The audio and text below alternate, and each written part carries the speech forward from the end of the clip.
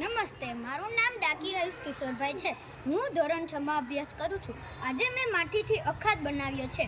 અખાત એટલે જ્યારે કોઈ જળ વિસ્તાર 3 બાજુથી ભૂમિથી ઘેરાયેલું હોય એને અખાત કહેવામાં આવે છે. ખંભાતનો અખાત અને કચ્છનો અખાત તેનું શ્રેષ્ઠ ઉદાહરણ છે. નમસ્તે, મારું નામ બોરસિયા કૃષ્ણા રાજેશભાઈ છે. હું ધોરણ 6 માં અભ્યાસ કરું છું. આજે મેં માટીથી ખીણ બનાવી છે. ખીણ એટલે પર્વતોની હાડમારાની વચ્ચે આવેલ નીચાણવાળો ભાગ. ઉદાહરણ તરીકે ખીણ. નમસ્તે, મારું નામ ભરડા આરાધ્યા છે. હું ધોરણ 6 માં અભ્યાસ કરું છું. મેં માટીકામથી સમુદ્રધુની બનાવેલી છે.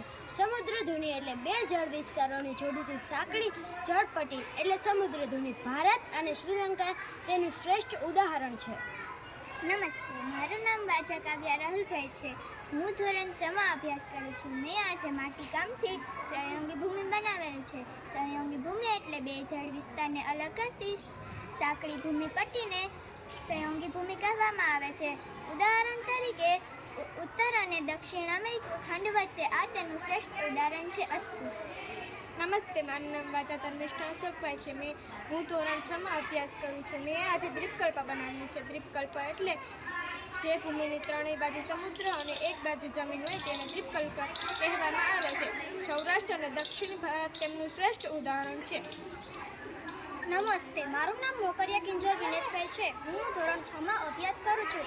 આજે મેં માટીમાંથી ટાપુ બનાવ્યો છે. ટાપુ એટલે વચ્ચે જમીન અને ચારે બાજુ જળ વિસ્તારથી ઘેરાયેલ હોય તેને ટાપુ તરીકે ઓળખવામાં આવે છે. અંદમાન અને નિકોબાર તેમનું શ્રેષ્ઠ ઉદાહરણ છે.